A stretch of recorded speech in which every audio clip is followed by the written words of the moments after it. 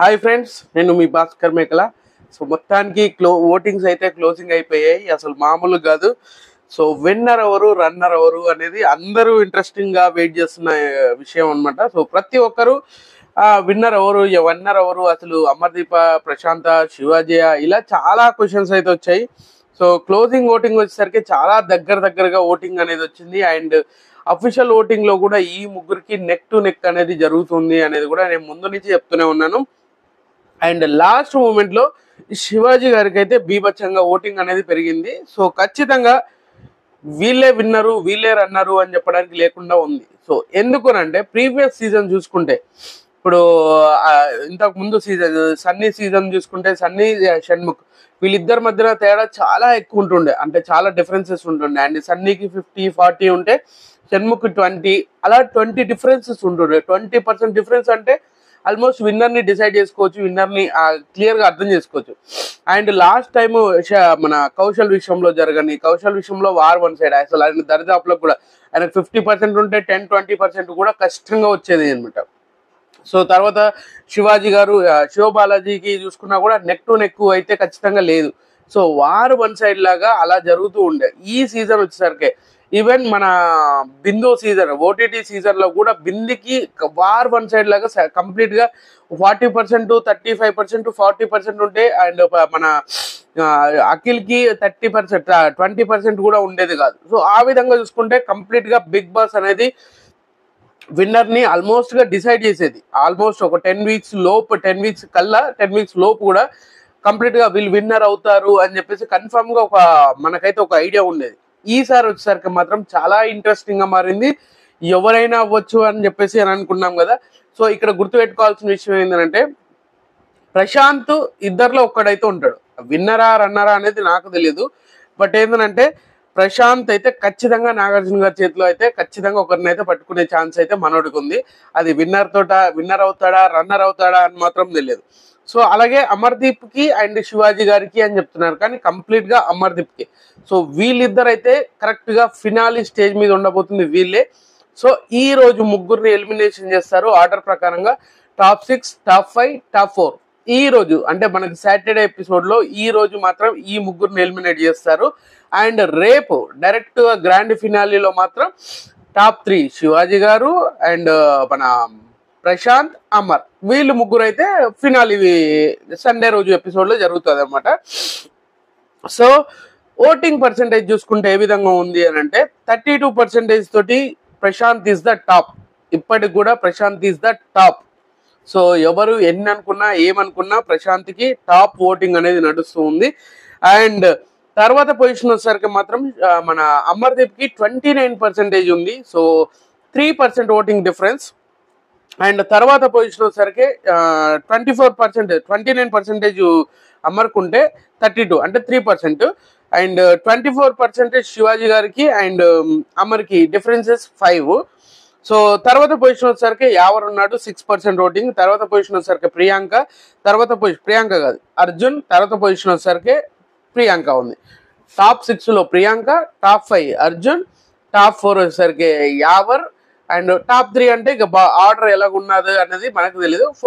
మన official fools అయితే top 3 అయితే శివాజీ గారు, టాప్ 2 అమర్, టాప్ 1 వచ్చేసరికి ప్రశాంత్. ఇది మనకు అన్అఫీషియల్ ఓటింగ్ అనేది ఈ విధంగా ఉంది అనమాట. సో మాక్సిమం ఈసారి విన్నర్ ని ఏ ఒక్కరు కూడా వార్ వన్ సైడ్ లాగా కంప్లీట్ గా చేయలేరు అండ్ కంప్లీట్ గా ఉండకపోవచ్చు.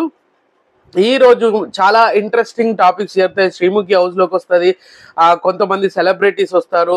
ఇలా చూసుకుంటే చాలా విషయాలలో కూడా బిగ్ బాస్ ఈసారి మనకు ట్విస్టుల మీద ట్విస్టులు ఇవ్వబోతున్నాడు.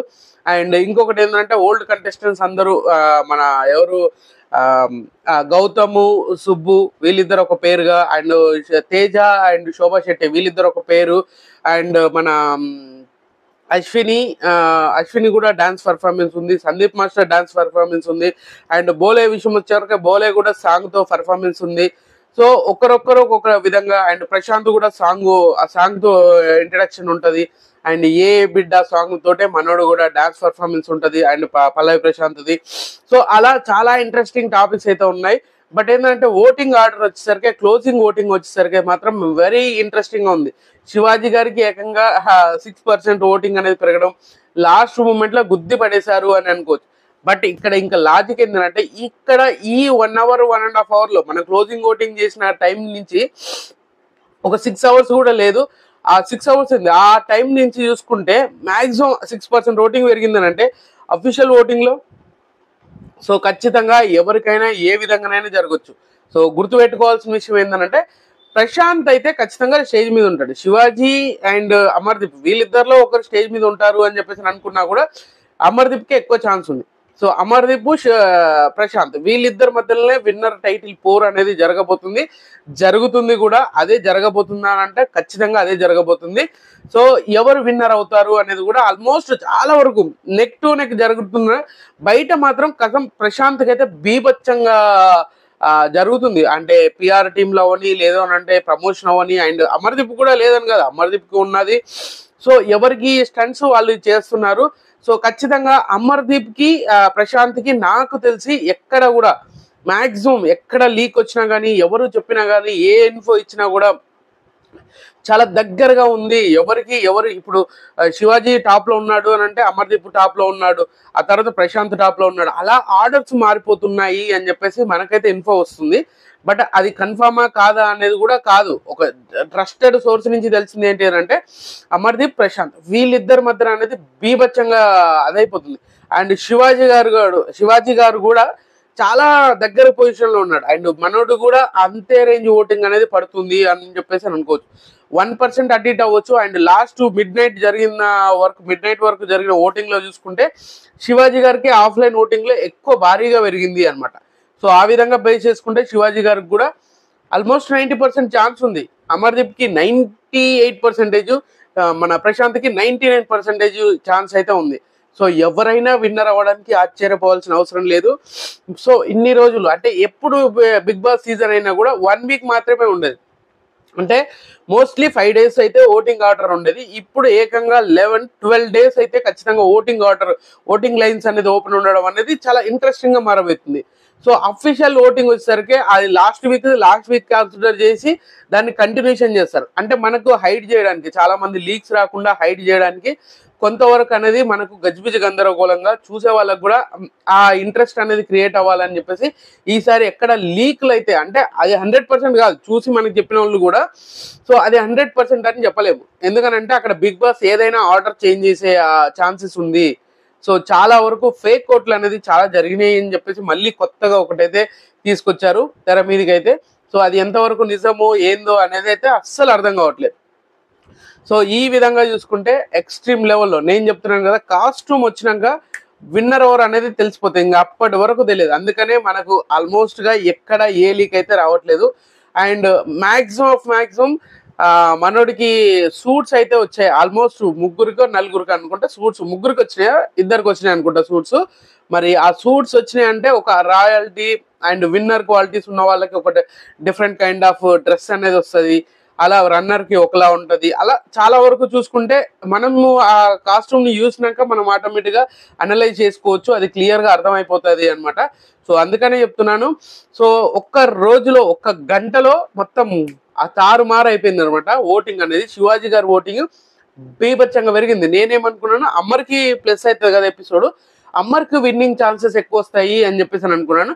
బట్ అలా కాకుండా ఆడియన్స్ అనేది డిఫరెంట్ గా యూజ్ చేసినట్టుగా అనిపించింది.